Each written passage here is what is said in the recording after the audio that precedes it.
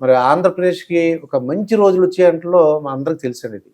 దీంట్లో పవన్ కళ్యాణ్ గారి పాత్ర ఎందుకంటే మీరు సినిమాలో వేశారు. రాజకీయాల్లో ఉన్నారు. కొద్దిగా పవన్ కళ్యాణ్ గురించి స్టార్ట్ చేయాలనుకుంటున్నాను సార్.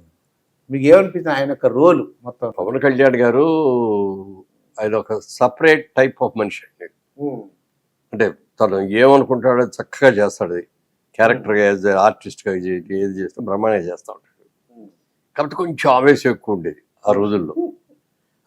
వాళ్ళ అన్నయ్య ఎవరిన మాట అన్నారని అన్న వెళ్ళిపోయేవాడు అనమాట వెంటనే. అట్లా అది అంటే మరి యంగ్ జన్ అప్పుడు యంగ్ కదా బాగా ఇది అట్లా అనేవాడు. అంతేగాని తర్వాత ఇప్పుడు రాజకీయాల్లోకి వచ్చాక కూడా బిగినింగ్ కొన్నాళ్ళు బాగా ఫోర్స్గానే ఉండేవాడు. ఇప్పుడు చూస్తే ఎంత మెచ్యూర్డ్గా ఉంటున్నాడో చెప్పడానికి లేదండి.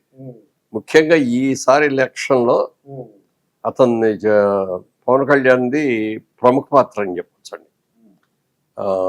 చంద్రబాబు గారిని అరెస్ట్ చేసి జైల్లో పెట్టినప్పుడు వెంటనే వెళ్ళి ఆయన దగ్గరికి వెళ్ళి ఆయనతో చెప్పి సార్ మనం కలిపి పోటీ చేద్దామండి, మనకు ప్రభుత్వ వ్యతిరేక ఓటు చీలిపోకూడదు అవునండి అని చెప్పి చంద్రబాబు నాయుడు గారికి చెప్పడం, చంద్రబాబు నాయుడు గారిని ఒప్పించడం. ఆయన కూడా అలాగే అన్నారు. జైలు నుంచి బయటకు రాగానే అనౌన్స్ చేశాడు.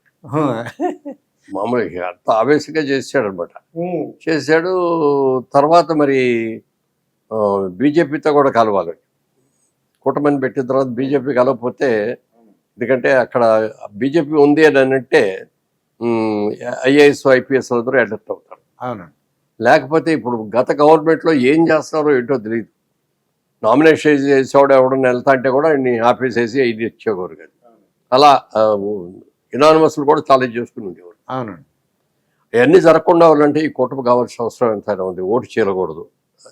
బీజేపీ మోన్ని కలుపుకోవడం మూలంగా పెద్ద అడ్వాంటేజ్ వస్తుందని కాదు, కానీ ఒక విధంగా డిసడ్వాంటేజ్ కూడా, కొన్ని ఓట్లు తగ్గుతాయి. అది లేకుండా కూడా ఎక్కువే వచ్చి ఉండేవి. అయితే అది ఉండటం మూలంగా భయపడిపోయారు, అందరూ అలర్ట్ అయ్యారు. అక్కడ బీజేపీ ఉంది, ప్రైమ్ మినిస్టర్ గారు కూడా మీటింగ్లు కాటికి ఎన్ని వస్తున్నారు, ఏదైనా తేడా వచ్చిందంటే మన తాడ తీస్తారు అన్న లెవెల్లో భయపడ్డారు. అది అడ్వాంటేజ్ అయింది మాకు. దాంతో ఏమైందంటే ఎలక్షన్ అద్భుతంగా జరిగింది.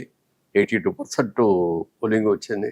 ఎక్కడా లేదు ఇండియా మొత్తంలో ఎక్కడ కూడా అంత పోలింగ్ ఎవరి దగ్గర జరగదు. అంత పోలింగ్ జరగటం సైలెంట్ వేవ్ అండి. ఒక సైలెంట్ విప్లవం అంటారు. నిశ్శబ్ద విప్లవం. అది అంటే ఎవరికి వాళ్ళ లోపల మనసులో ఇదైపోయారు, బాధపడుతున్నారండి. ఈ 5 సంవత్సరాలుగా ఇన్ని రకాలుగా అన్ని వర్గాల వాళ్ళు, పెద్ద చిన్న అన్ని లేదు. పారిశ్రామికతలో పడ్డారు, బిజినెస్ పీపుల్ పడ్డారు, రోజు కూలి చేసుకునే ఎక్కడ తెగండి ఒక్కలాంటి కూలీలు బాధపడ్డారు, అందరూ బాధపడ్డారు. ఇక అంతకుముందు ఎవరు ఎన్ని పార్టీలు ఎప్పుడు రౌడీజం అనేది మనకు ఉండేది కదండి. పెట్టేకపోయారు రౌడీజం కూడా, విపరీతంగా వచ్చారు. ఒక రౌడీలు ఏదో కాదు, అసలు మంత్రులు కూడా అంతే. మంత్రులు ఎమ్మెల్యేలు కూడా అసలు వాళ్ళ మాటలు కానీ, మాట్లాడే విధానం కానీ, వాళ్ళ ఇది కానీ అసలు భయంకరంగా భయపడ్డారు. అందరూ కూడా లోపల భయపడతానే ఉన్నారు. ఇదంతా జరుగుతుంది, మనం తప్పు చేసాం. లాస్ట్ టైం చంద్రబాబు నాయుడు గారు ఓడిపోయి జగన్మోహన్ రెడ్డి గారు గెలిచిన తర్వాత మాకు పార్లమెంట్లో కలిసే వీళ్ళు ఉంటారు, ఫ్రెండ్స్, ఇతర స్టేట్స్ వాళ్ళందరూ మాకు ఫోన్లు చేసి ఉన్నారు, ఏమయ్యా మీ వాళ్ళకి ఏం బుద్ధి ఉండదా, ఆ చంద్రబాబు లాంటి అద్భుతమైన ఉంటే ఆయన గెలిపించుకోకుండా ఎప్పుడో ఎవరో జైల్లో ఉండి వచ్చి ఆయన 15 నెలలు జైల్లో ఉండి వచ్చి 20 కేసులు ఆయన మీద ఉన్నాయి, ఏవన్నీ అన్నింటిలోనూ. అలాంటి వాటిని ఎట్లా ఇచ్చుకున్నారా మీకు? అసలు చంద్రబాబు నాయుడు లాంటి ముఖ్యమంత్రి మాకుంటే అంత బాగుంటుంది అని మేమందరం అనుకుంటుంటే మీకున్న మీరేంటయ్యా అతను ఓడిచ్చారు అని అంటే ఏం సమాధానం చెప్తాం? ఏమీ చెప్పలేకపోయాం. అది మన కర్మ అనుకున్నాం అంతే. అనుభవించాం, 5 ఏళ్ళు అనుభవించాం, మేము అనుభవించాం, అందరం. వీళ్ళు వాళ్ళు లేదు, ఏ వర్గానికి ఆ వర్గానికి అయింది. అభివృద్ధి లేకపోగా ఏ ముఖ్యమంత్రి అయినా కూడా రాష్ట్రాన్ని పరిపాలించడానికి వచ్చేటప్పుడు కొన్ని పద్ధతులు పెట్టుకోవాలి. జగన్మోహన్ రెడ్డి గారు రాజకీయాల్లోకి వచ్చిన తర్వాత ముఖ్యమంత్రి అయ్యే తర్వాత ఆయన ఫస్ట్ స్టేట్మెంట్ ఒకటి ఇచ్చారు.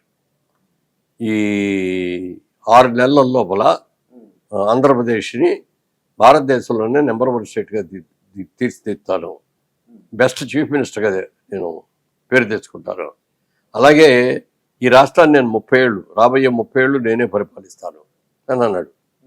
ఒక విధంగా నవ్వు వచ్చినా నిజంగా అది కనుక చేస్తే చాలా బాగుంటుంది. ఒక యంగ్ ఎంటర్ప్రైనర్ లాగా వచ్చే వయసులో ఉన్న యుక్త వయసులో ఉన్న వ్యక్తి వచ్చాడు. నిజంగా అతనికి ఆ మనసులో ఆ భావనే ఉండి బెస్ట్ చీఫ్ మినిస్టర్గా పేరు తెచ్చుకొని 30 ఏళ్ళు పరిపాలన చేసే లెవెల్ తీసుకొని అభివృద్ధి చేసినట్టు అందరూ సంతోషించేవాళ్ళు. అవునండి. కానీ అసలు కన్స్ట్రక్టివ్ కంటే డిస్ట్రక్టివ్ ఎక్కువ. ప్రమాణ స్వీకారం గారు మొదట్లో చేసిన పని ఏంటి? ప్రజావేదికను కూలగొట్టారు.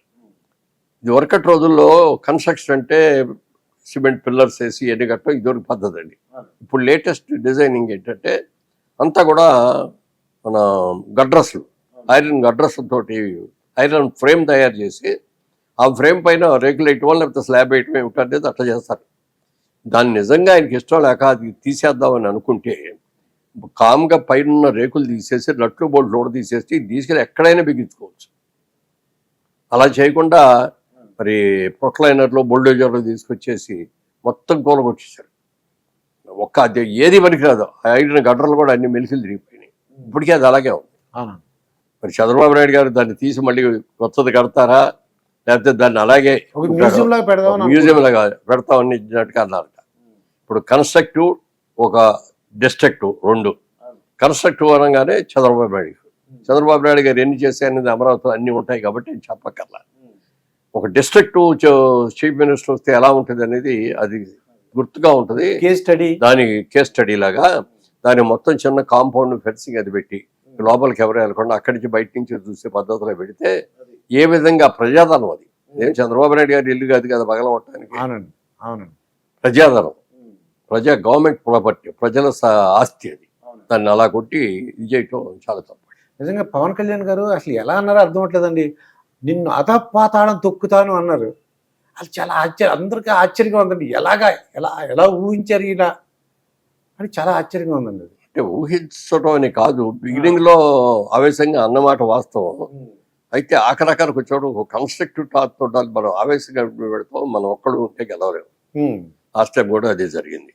ఇవాళ మనం ఆ వ్యతిరేక ఓటుని మనం చీల్చామనుకోండి, నాకు కొన్ని పడతాయి, పీడీపీ కొన్ని పడతాయి, లేకపోతే బీజేపీ కొన్ని పడతాయి, కాంగ్రెస్ కొన్ని పడతాయి.